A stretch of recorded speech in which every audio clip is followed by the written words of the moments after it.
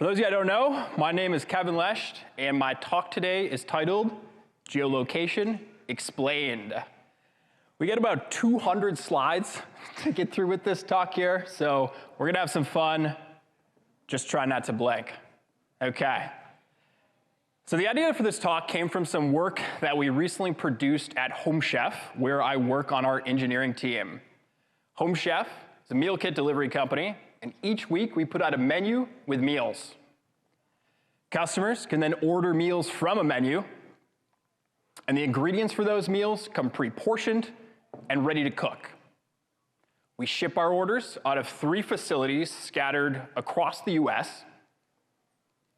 And until recently, all customers had access to the same set of meals regardless of where they were ordering from. But then we wanted to make a change. Our product team wanted to be able to offer additional meals to customers serviced by our West Coast facility. Much like a digital A/B test, we wanted to begin testing the impact of different meal offerings. Now, this opened up a number of different challenges that we had to work through, most of which revolved around figuring out what meals were eligible for a customer. If my order is being delivered out of our West Coast facility, I'll have access to all of the meals. But if my order is being delivered out of our Midwest or East Coast facility, I'm not going to have access to the test meals that are only available out of our West Coast facility. So for logged-in customers, this wasn't too bad to figure out.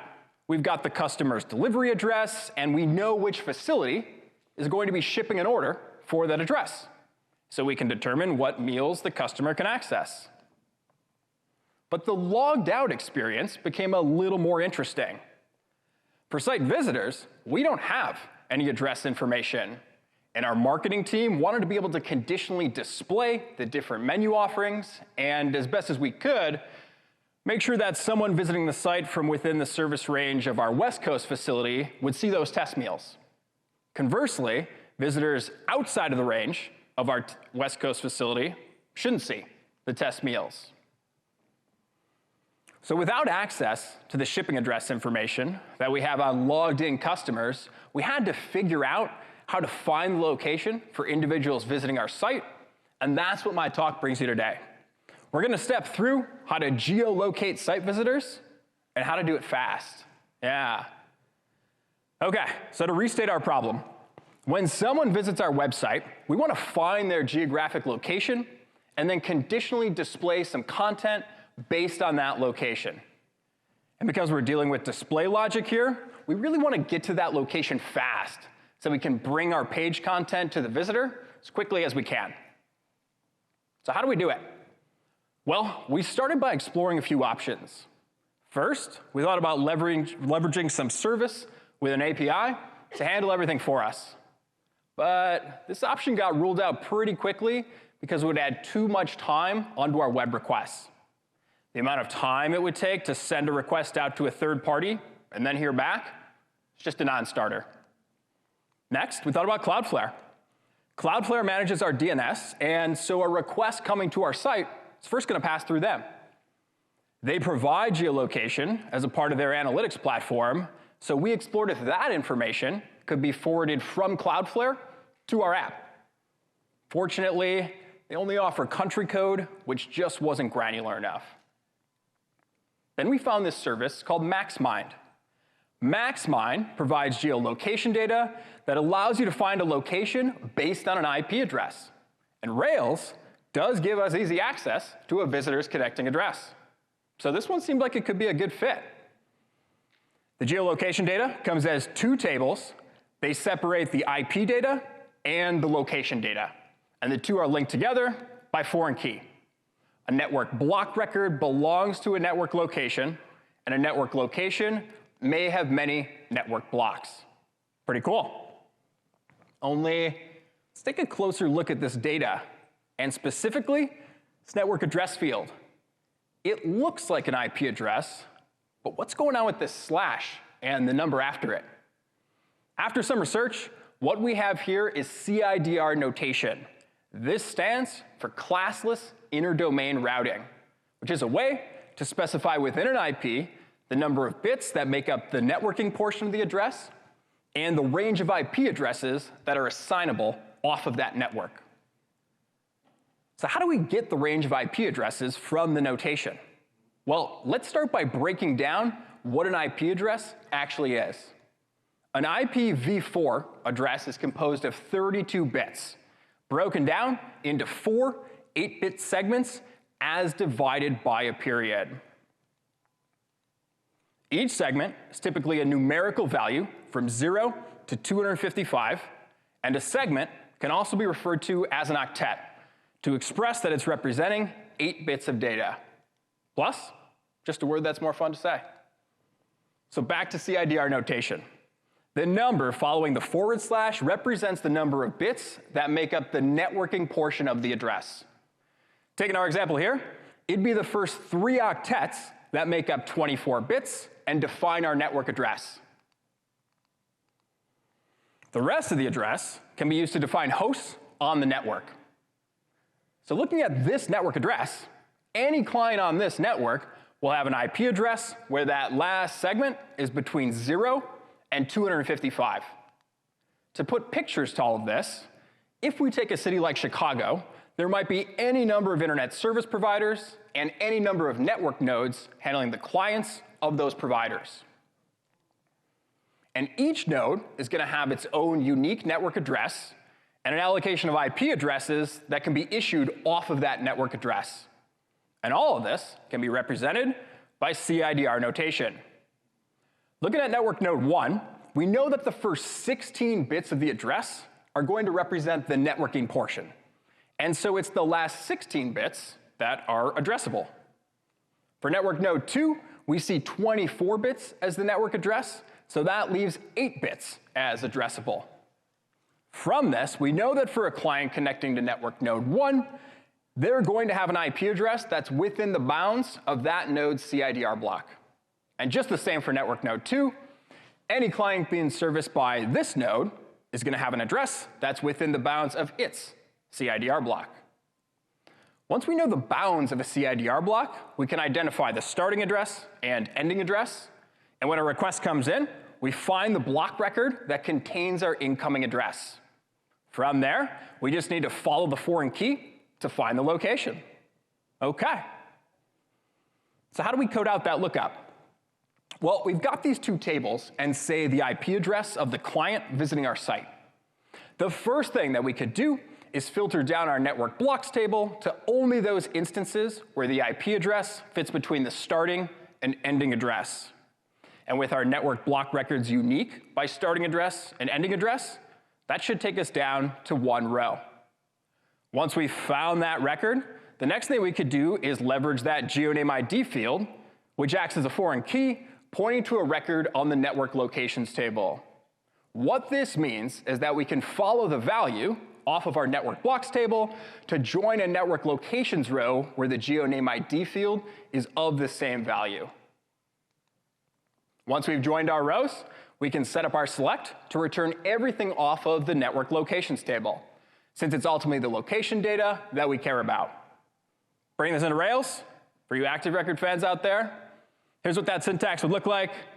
Nice and tidy, with the only change to our query that gets generated from this being that a limit is applied, which comes from the find by. But since we know that we should be finding a distinct match anyways, not a problem, and makes for a nice interface within our app. Putting everything together, we now have a system in place for taking an IP address and finding the location for that address. Pretty cool. So we send this work out the door, and everything's working, as expected. Only things are running a bit slow. Taking a look at New Relic, our performance monitoring service, around the time the work was sent out, the controller action where our query lives was already listed within the key transactions overview. If you're using New Relic, this list here is going to be where you'll find the longest running transactions within your app. Not a good place to be.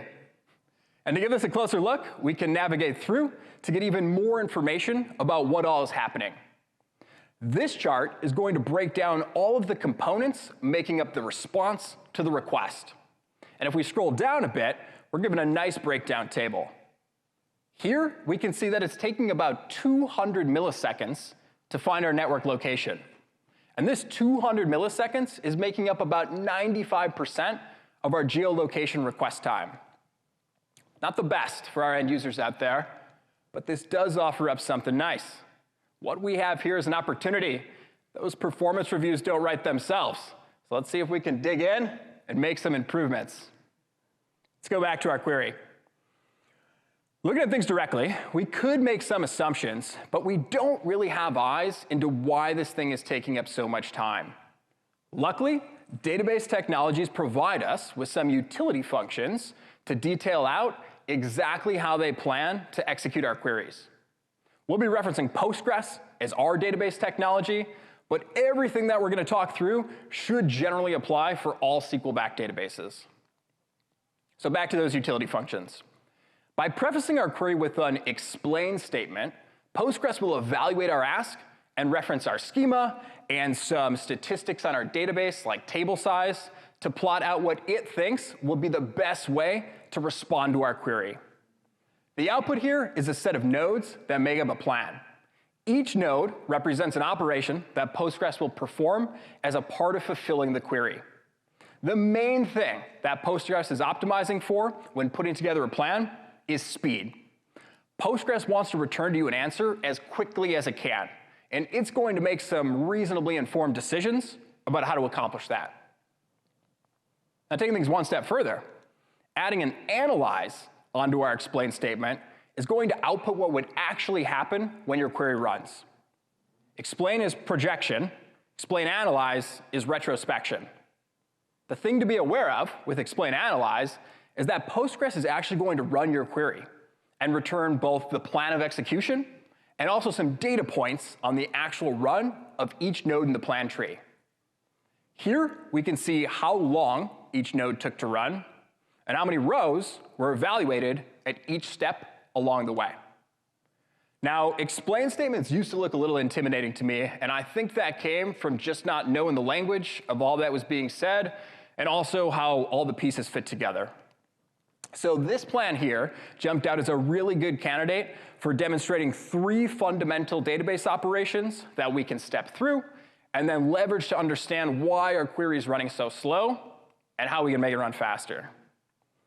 The 3 operations that we're going to take a look at are going to be sequential scan, nested loop join, and index scan. Going to be the crowd favorite right there. I guarantee it. So a sequential scan can be thought of as a for loop. And to put this into terms of time complexity, because that's what our database cares about, a sequential scan is going to be a linear operation. What this means is that the time it takes to perform a sequential scan is going to be directly related to the size of your data set. In a worst-case scenario, where we start scanning at the top of our table and the item we're looking for is ordered last, the time it takes to get there is going to be the length of our data set. For that reason, linear operations can also be represented like O of n, where n is the number of items in your set. Now, if you're not familiar with this kind of big O notation, it's just a way of representing time in an abstract way. It lets us classify operations without having to deal with raw numbers of the data set or having to factor in variable stuff like computer processing power or language speed. It's a way to communicate a generalized runtime. So to put this into practical terms, taking our where statement from our geolocation query, we're looking for a record that can bound our IP address. And in order for Postgres to fulfill this condition by sequential scan, it's going to need to visit every item in our table to identify any matches. And that's what we see happening in our query here. This portion of the explain statement is telling us that Postgres visited a little over 1 million rows before it found a record meeting our condition. Now, something to note here, there are over 3 million rows in our network blocks table. And we know that network block records represent a unique range of IP addresses and that there should only be one record that can bound an IP address. But how was Postgres able to figure that out without having to visit all 3 million rows? Why was it able to stop filtering about 1/3 of the way through after only visiting 1 million rows out of the 3 million? Well, the answer is Postgres knows that this sequential scan is serving a higher purpose. Going into the execution of our query, it already has a plan and knows that part of that plan is limiting the return to one record. So once we've found a match, we can stop our scan and move on to the next step of the plan. Now, speaking of a higher purpose, Postgres has decided that the best way to perform our query is to get our network block data as a sub-step of our join statement. It's a good time to note that query plans are executed inside out, meaning that the far most nested nodes are going to evaluate before their ancestors. This step, being interior to the nested loop node, is acting as a dependency. Postgres has determined that to effectively perform our join, we're going to need the return from this step of the plan first. But with that in hand, let's now take a look at nested loops. Now, there are actually a bunch of algorithms that Postgres can choose from for joining two tables together, and nested loop is the most basic operation. What's pretty cool is that a nested loop join can actually be achieved by a number of different time complexities. The slowest version of this is going to be performed by sequentially scanning all of the items in your first table, and for each item in your first table, sequentially scanning each item in your second table. At each visit, we're evaluating the join condition for true to see if we found a match. May have gotten a little carried away with the slides here. We'll call it right about there. So in other terms, it's a nested for loop, which can be classified as multilinear time and can be represented by O of n times m, where n is the number of items in your first table, and m is the number of items in your second table. Now, this is a pretty slow time complexity. What's cool about understanding this, though, is that it highlights a reason why databases like Postgres always index primary keys.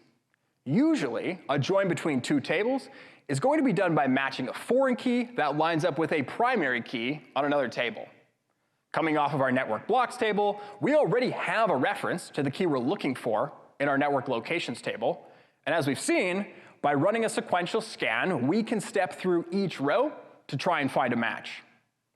But an index scan offers us a way of getting there more quickly. So let's take a look at that. Now, Postgres supports a bunch of options for creating an index, and by default, it's going to use a balanced tree structure. So if we were to create a B-tree index on, say, a table's primary key, Postgres is going to gather up all of the values in that field and find a relative midpoint. It's then going to distribute our data downwards, following a simple set of rules. And these rules are going to be incredibly helpful if we want to read back our data. They are: a higher value will be placed to the right of the current node, and a lower value will be placed to the left of the current node.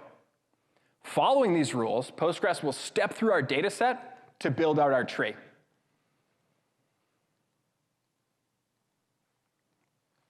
Now, I do want to note, what we've built here is a bit of a simplification of a balanced tree structure and all that it can do, which is actually a lot more, like having more than two children off of a node, and even clustering data together on a single node. But I only had so much slide space here, and remember, we're already pushing like 200 slides. Let's see how we're doing, by the way. Okay. Back to indexing. What we're going to step through does highlight the fundamentals. It's really the rules for organization that we care about, and for the most part, those are the same. Following these rules, we're going to be able to traverse our tree and demonstrate that the time complexity of a B-tree index scan is logarithmic, which can be represented as O of log of n, where n is the number of items in our data set. So check this out. Take a value of 53.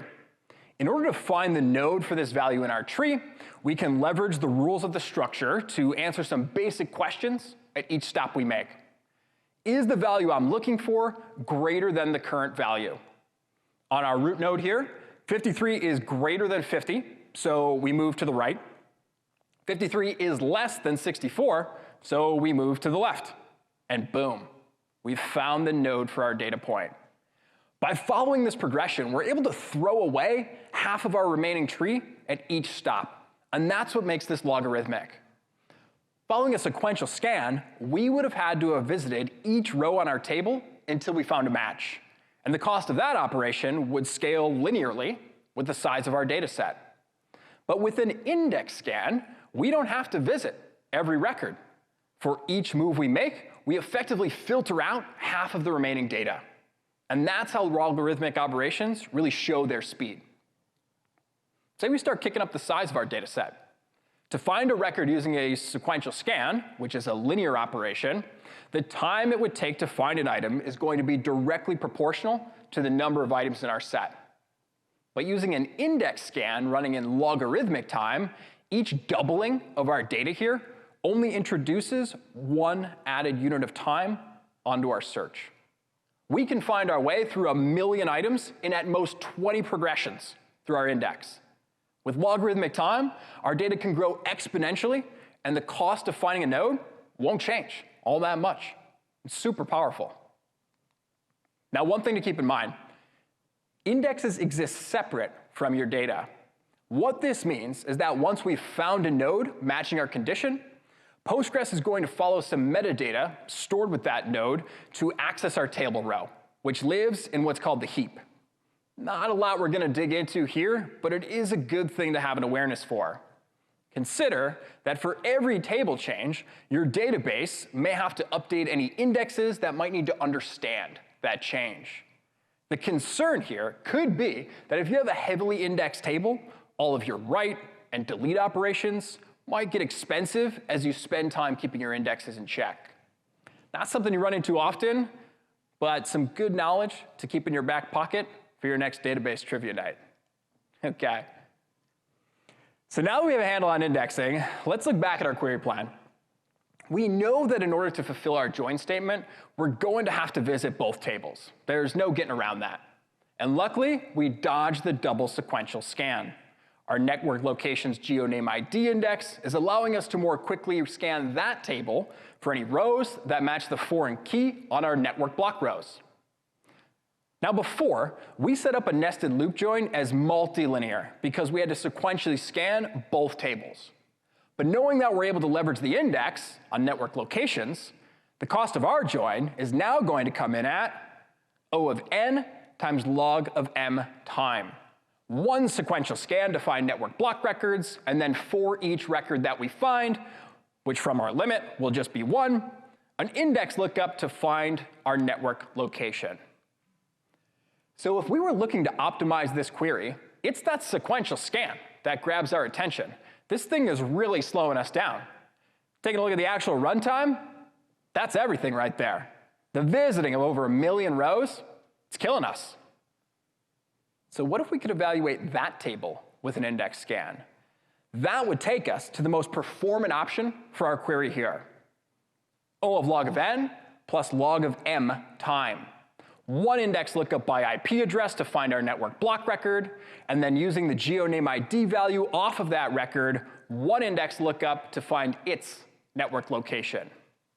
By understanding the time complexities associated with each operation, we know where to look and can leverage this stuff to better design our query or our schema to take advantage. Now remember back to our explain statement. Postgres is going to provide you with what it thinks is the fastest query plan. And it's usually really good about making that decision. But Postgres only has available what we give it. And so in using explain statements, we might be able to identify an opportunity for adding a new index, or maybe we could change our query altogether to coerce Postgres towards putting together a better plan. And that's what we were able to do here. An index on the starting IP address and ending IP address was already available. But Postgres still decided to go for the sequential scan. It turns out that by throwing a limit statement onto our query of a low enough value, in our case 1, which came from active records find by, Postgres thinks that a sequential scan is going to find our record faster than going through the index. Remember, the query plan is built on projection. In actuality, though, we saw from the numbers that this assumption Postgres is making turns out to be the bottleneck of our query. So how do we influence Postgres towards using that index? Well, turns out to be pretty simple, clever, but simple. If we add an order statement to our query, Postgres knows that it's going to have to sort our rows at some point in time. And with a sequential scan, this has to be done as an added step. Only after we've collected all of the rows can Postgres figure out how they should be sorted. But if you remember back to the rules of how an index is designed, they're built around an order.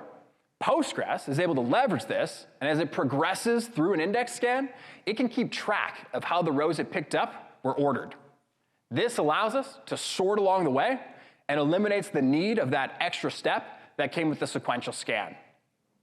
By adding an order statement to our query, Postgres is going to change its plan to favor our index so that it can reduce what would have been 2 steps, a sequential scan followed by a sort, down to 1 step, an index scan with sorting along the way. By engaging our index, we lose the sequential scan and pick up a huge performance win. With the initial version of our query using the sequential scan, we had to filter through about 1/3 of the network blocks table, and that led to a runtime of about 200 milliseconds. Now, with the index scan, the runtime on this thing comes down to 0.05 milliseconds. Look at that change. Rolling the updated query out to our app, check out this reduction of runtime. Before, a geolocation request took about 200 milliseconds and was one of the top offending transactions in our app. Now, doesn't even register. 1.67 milliseconds. That's over 100 times faster right there, and that is going to look very nice on my performance review.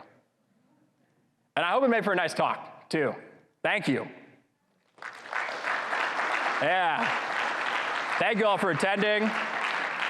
Thank you to our organizers, and thank you to our sponsors. The slides for this talk can be found at kevinlesht.com/RailsConf 2022. If you have any questions or compliments for me, you can find me on Twitter at kevinlesht. And if you'd like to check out my other projects, you can keep up with those at kevinlesht.com. Thank you.